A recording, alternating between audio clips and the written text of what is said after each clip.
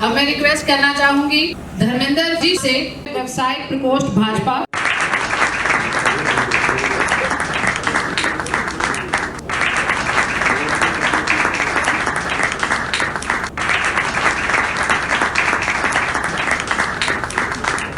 सबसे पहले बहुत बहुत स्वागत है आपका बजाज साहब। आपका भी बहुत बहुत धन्यवाद। भारत सर की पूरी टीम का मेरा हृदय से आभार।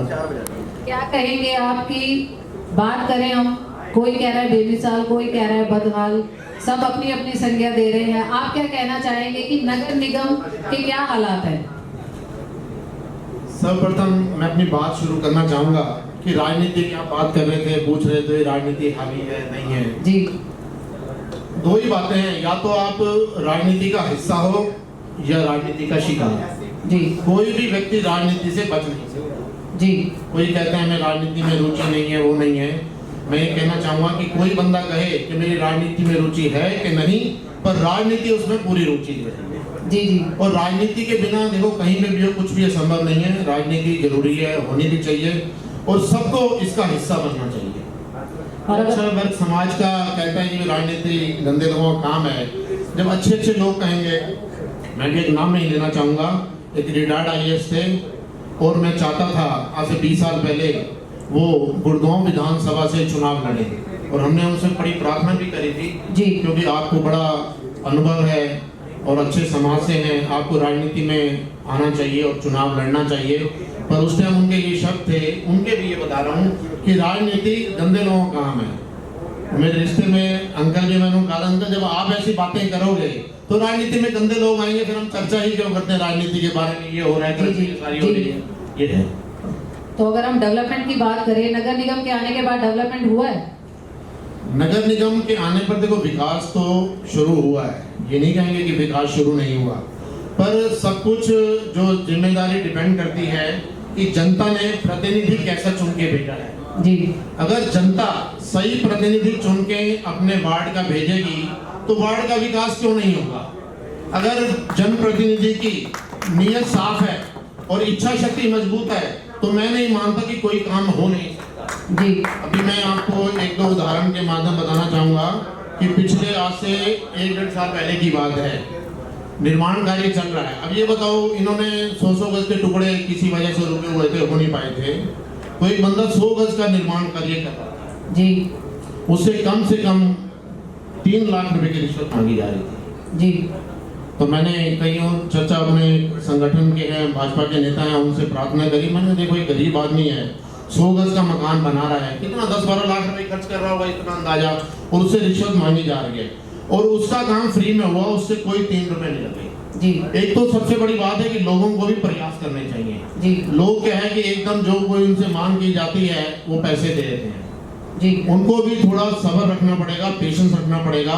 देखो जहां तक आप भ्रष्टाचार की चर्चा कर रहे थे ना, ये सबसे बड़ी बात ये हमसे शुरू होती है। अगर सबसे पहले अगर हम कोई गलत काम ना करें, अगर हम मकान का निर्माण कर रहे हैं, अगर हमने नगर निगम से या हुड्डा से नक्शा पास कराया है, अगर वो मकान नक्शे के अकॉर्डिंग है, मैं चैलेंज करता हूँ 10 रुपए नहीं मांग सकता जी। और मेरा 15-20 साल का इस साल का एक्सपीरियंस रहा है, मैंने अपने कई निर्माण में किए हैं, मैंने आज तक कोई रिश्वत नहीं दी। चल ठीक है, उसमें कार्य में विलम्ब जरूर हुआ है, जो काम 1 महीने में 2 महीने में होता 3 महीने लग गए, कोई उसमें रिश्वत नहीं देनी पड़ी। और मैं आपको बता दूं, अभी मैं तो पार्षद भी नहीं बना हूं, जब मैं शुरू में इससे जुड़ा था तो 2015-16 की बात कर रहा हूँ, उस समय प्रॉपर्टी टैक्स के नोटिस नया 2008 में नगर निगम आ गया था, पर प्रॉपर्टी टैक्स का मैटर चलता रहा, पर जो असली उठा वो 14, 15, 16 से ज्यादा उठा। और सेक्टर 37 में हमारे कम से कम एक 250 मीटर की फैक्ट्री पे 4 लाख रुपए का नोटिस था जी। और 1000 मीटर की फैक्ट्री पे कम से कम 30 लाख का नोटिस था। मैं उस एसोसिएशन से भी जुड़ा रहा हूँ, मैं सचिव रहा हूँ उस एसोसिएशन का। तो हमने एक अपनी IDA की मीटिंग बुलाई थी, आप विश्वास नहीं करेंगे, कम से कम भी उस टाइम 300 फैक्ट्रियां थी जी। उसमें 25 लोग मीटिंग में नहीं आए। अब आप ये बताओ, अब आपके पास 25-25 लाख के नोटिस आ रहे हैं और आपकी समस्या IDA उठाना चाहती है, तो उसमें 25 बंदे भी उन्होंने पार्टिसिपेट नहीं किया। मतलब लोग भी समस्या का निदान नहीं करना चाहते, वो भी समस्या का हिस्सा बने रहना चाहते हैं। और हमने 2-3 साल में एसोसिएशन ने मिलकर कम से कम भी उसमें हमें वी उमा शंकर जी थे मेरे कमिश्नर, कम से कम उसमें जो एक्चुअल में वो 5 रुपए गज था, जी। और उसमें सारी फैक्ट्रियां उनको रेंटेड दिखा रखी थी और हमने उसको 100% केस उसका मैटर का सॉल्व कराया। उसमें प्रशासन का भी पूरा सहयोग मिला और किसी को कोई अगर कोई भी 10 रुपये रिश्वत दे के आओ तो मैं चैलेंज करता हूँ उसको। और अगर नगर निगम की मूलभूत सुविधाओं की अगर बात करी जाए तो वो कैसी है? देखो, मूल सुविधाएं मैंने सबसे बताया। सबसे पहले जनप्रतिनिधि, जब आपके पास जो जनता के पास है सबसे बड़ी ताकत वोट की है जी। हमें प्रजातंत्र में ये अधिकार मिला हुआ है वोट से कैसा जनप्रतिनिधि चुनते हैं। अगर जनता उससे कैंडिडेट से उम्मीदवार से शराब पीना छोड़ दे, उसका फ्री का खाना छोड़ दे और ये ईमानदारी से किसी को भी वोट दे जी। ये मैं नहीं कहता किसी भी पार्टी में किसका जहाँ है लिंक है, ईमानदारी से वोट दे तो कोई समस्या रहेगी नहीं। आज जो बड़े बड़े लोग हमारे उद्योगपति बने हुए हैं, जो अपने कैरियर में अपनी ऊंचाइयों को छुआ है, उनके पास कोई ज्यादा पूंजी नहीं थी। आज पंकज डावर जी बैठे हैं। पंकज डावर जी से मेरा परिचय आज से कम आज का नहीं है, कम से कम 25-26 साल पहले का है, जब ये बिल्कुल एक साधारण से थे और इन्होंने भी मेहनत के बल पे ऊंचाइयों के बल पे अपनी ईमानदारी से काम किया।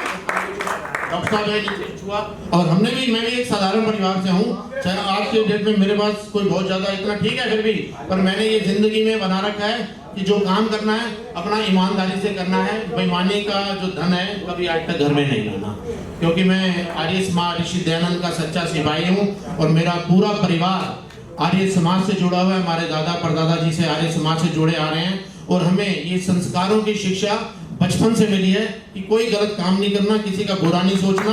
पूरे विश्व के कल्याण की हम प्रार्थना करते हैं, पूरे विश्व के कल्याण की बात करते हैं, ना कि अपने पर्सनल स्वार्थ की। तो यही आपके समाधान भी है कि अगर हम बात करें समस्याएं तो बहुत है, उनका समाधान क्या निकाला जाए? समाधान होगा अगर कर सकते थे अपने वार्ड में। हमारे भी वार्ड में, जैसे डॉक्टर साहब ने बताया, वार्ड में हमारे वार्ड में भी समस्याएं रही हैं। जो सेक्टर 4 का वार्ड देखो, पूरा नाला भी रहा है, फिर भी पानी आज जमा हो रहा है। सड़कों की बुलंद हाल हो रही है। कृष्णा कॉलोनी है, न्यू कॉलोनी में एक नाला बनना शुरू हुआ था, कम से कम उसे 6 बने, तो बनते बनते लग गए। जो काम 1 महीने में होना चाहिए था। मैं एक बार अपने टीवी पे देख रहा था, जापान का कोई इंसिडेंट था, कहीं बहुत बड़ा मेजर ब्रेक डाउन हो गया था। उन्होंने कम से कम उसको 48 घंटे में उसका सोल्यूशन कर दिया जी। अगर इच्छा शक्ति में उस काम सोल्यूशन सारे होंगे। रेन वाटर हार्वेस्टिंग जो है वो सारे बंद कर रखे हैं, कभी उस पर ध्यान नहीं दे गया। अगर हम जगह जगह जहाँ पानी हमारा ब्लॉक होता है उनको जगह चिन्हित करके रेन वाटर हार्वेस्टिंग उसको बना दिए जाए। अब कितनी परमात्मा ने हम पे ऊपर कितना कृपा करी है, इतनी वर्षा हुई है, अगर हम इसका पानी स्टोर करते तो कितना वाटर लेवल हमारा सही रहता। जी। अभी मेरे अधिकारी से बात है, कई जगह वाटर लेवल 500-600 फुट तक चला गया है जी। अगर ऐसे ही चलता रहा तो यहाँ ये ड्राई एरिया गुड़गांव घोषित हो जाएगा। कूड़े की समस्या बार बार कहते हैं, अगर कूड़े की समस्या को हम वार्ड वाइज चिन्हित कर देना, एक जगह डंप बनाने की बजाय वार्ड वाइज ही डंपिंग का एक पॉइंट बना दें, चाहे वो वार्ड के अंदर जगह हो या वार्ड के अंदर कहीं चिन्हित जगह हो, कम से कम उसको असेस कर सकते हैं कि किस वार्ड में सही तरीके से काम हो रहा है नहीं हो रहा। हम आज की टेक्नोलॉजी का विषय अच्छे सॉफ्टवेयर डेवलप कर सकते हैं। ये कौन करेगा? जब जो प्रतिनिधि जनता का उसका समस्याएं रखेगा। आज से 7-8 साल पहले गुड़गांव में पानी की समस्या थी।